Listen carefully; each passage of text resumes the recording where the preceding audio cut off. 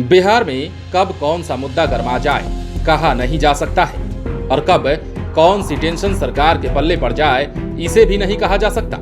कुछ ऐसा ही नीतीश सरकार के साथ हो रहा है। ये भी कह सकते हैं कि ये सब कुछ नीतीश कुमार के साथ हो रहा है। जब बिहार में एनडीए सरकार थी तब भी ये देखने को मिल रहा था और अब जब महागठबंधन की सरकार है तब भी देखने को मिल रहा है। जब नीतीश सरकार का पहला टर्म था तब इस तरह की प्रॉब्लम सामने आई और जब छठा सातवां टर्म आया तब भी इस तरह की प्रॉब्लम से पीछा नहीं छूटा। नीतीश कुमार के नेतृत्व में अब की बार 8वीं बार सरकार बनी है। दूसरी बार महागठबंधन की सरकार बनी है, लेकिन ये मंत्री वाला संकट पीछा नहीं छोड़ रहा है। हालांकि डैमेज कंट्रोल भी हो जाता है, लेकिन सरकार की किचकिच तो करा ही जाता है। हाल ही में किसी तरह कार्तिक सिंह का मामला सलटा तो अब नया मामला सुधाकर सिंह का है। हालांकि डैमेज कंट्रोल के लिए पहले कार्तिक सिंह का विभाग बदला गया, उन्हें लॉ एंड ऑर्डर से हटाकर गन्ना विभाग की जिम्मेदारी दी गई, लेकिन गन्ना विभाग का प्रभार मिले 24 घंटे भी नहीं हुए थे कि उन्होंने उसी रात अपने मंत्री पद से इस्तीफा दे दिया था। इसके बाद बीजेपी को बोलने का मौका मिल गया और महागठबंधन में शामिल दल डिफेंसिव मोड में आ गए। लेकिन अब नया मामला सुधाकर सिंह का सामने आ गया है। कृषि मंत्री सुधाकर सिंह को लेकर भी नीतीश सरकार की किरकिरी जमकर हो रही है। ऐसे में सियासी गलियारे में चर्चा तेज है कि क्या सुधाकर सिंह इस्तीफा देंगे, आखिर वो क्या करेंगे। चर्चा तो ये भी है कि नीतीश तेजस्वी इस मामले में क्या एक्शन लेंगे अथवा लालू यादव डैमेज कंट्रोल कर लेंगे। दरअसल सुधाकर सिंह चावल मिल के एक पुराने मामले के आरोपी हैं। ऐसे में पहले ये जानते हैं कि सुधाकर सिंह का पुराना मामला आखिर है क्या। तो 2013 में स्टेट फूड कॉर्पोरेशन यानी कि एसएफसी ने रामगढ़ थाने में गबन को लेकर प्राथमिकी दर्ज कराई थी। दर्ज कांड संख्या 184/13 में सुधाकर सिंह भी आरोपी है।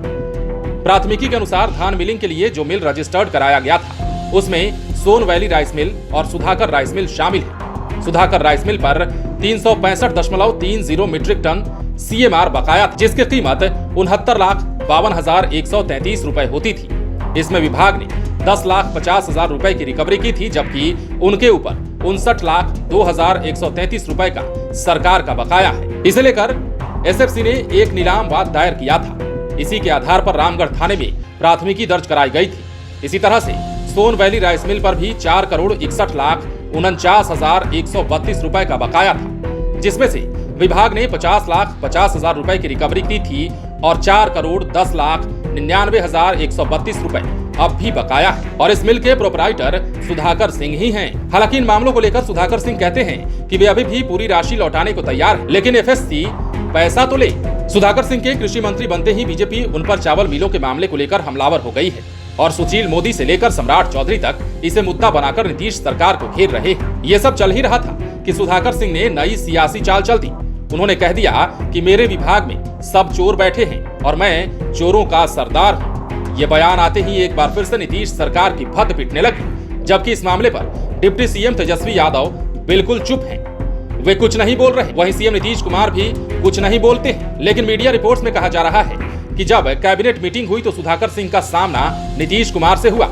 इसके बाद तो ये मामला तूल पकड़ चुका है।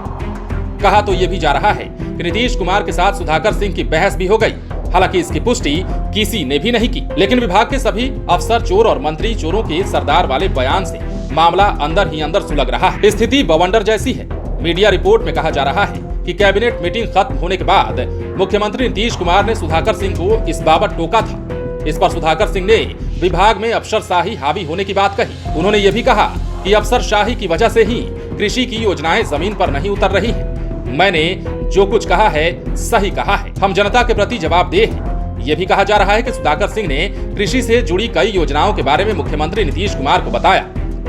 ये भी बता दें कि सुखाड़ को लेकर पिछले दिनों नीतीश कुमार ने बैठक की तो उसमें मंत्री सुधाकर सिंह शामिल नहीं हुए थे। दरअसल चोरों के सरदार वाले बयान को लेकर आरजेडी सुप्रीमो लालू यादव ने भी सुधाकर सिंह को राबड़ी आवास बुलाया था। वे लालू यादव से मिलने भी गए थे। उन्होंने आरजेडी सुप्रीमो को भी अपनी बातों से अवगत कराया। लालू यादव से भी यही कहा कि विभाग में अफसरशाही चरम पर है, भ्रष्टाचार भी व्याप्त है। ऐसे में काम करना मुश्किल है। जनता को हम लोग किस मुंह से जवाब देंगे। इसके बाद से ही चर्चा तेज है कि क्या सुधाकर सिंह इस्तीफा देंगे और इस मामले में क्या अब लालू यादव खुद डैमेज कंट्रोल करेंगे। इस चर्चा पर तब मुहर लग गई जब सुधाकर सिंह ने नए अपडेट में मीडिया को बताया कि उन पर इस्तीफा देने का कोई दबाव नहीं है और न ही किसी तरह की नीतीश कुमार से बहस हुई है। लेकिन इसके साथ ही उन्होंने ये भी कहा कि हमारे नेता लालू यादव हैं, वे लालू यादव की मर्जी पर मंत्री बने हुए हैं। मंत्री सुधाकर सिंह इस बात पर अब भी अडिग हैं कि उनके विभाग में भ्रष्टाचार है, इसलिए वो चोरों के सरदार हैं। ऐसे में अब देखना दिलचस्प होगा कि सरकार का इस पर क्या एक्शन होता है। बहरहाल मंत्री सुधाकर सिंह के बयान के बाद सियासत तेज है।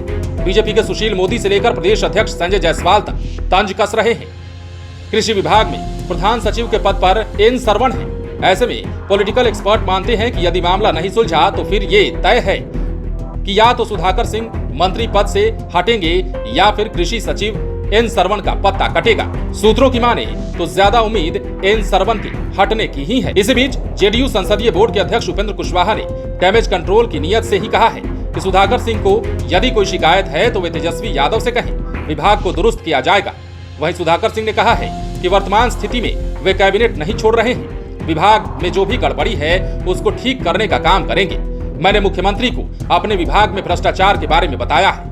मेरा मुख्यमंत्री से ना कोई झगड़ा है और ना ही कोई नाराजगी है। बहरहाल अब गेंद नीतीश कुमार और तेजस्वी यादव के पाले में है और देखना बेहद दिलचस्प होगा कि आगे इसमें क्या क्या निकलकर सामने आता है और क्या एक्शन लिया जाता है। लाइव सिटीज के लिए पटना से राजेश ठाकुर की रिपोर्ट। यदि अब तक आपने हमारे YouTube चैनल को सब्सक्राइब नहीं किया है तो सब्सक्राइब कर लीजिए ताकि हम आपको खबरों से अपडेट रख सकें।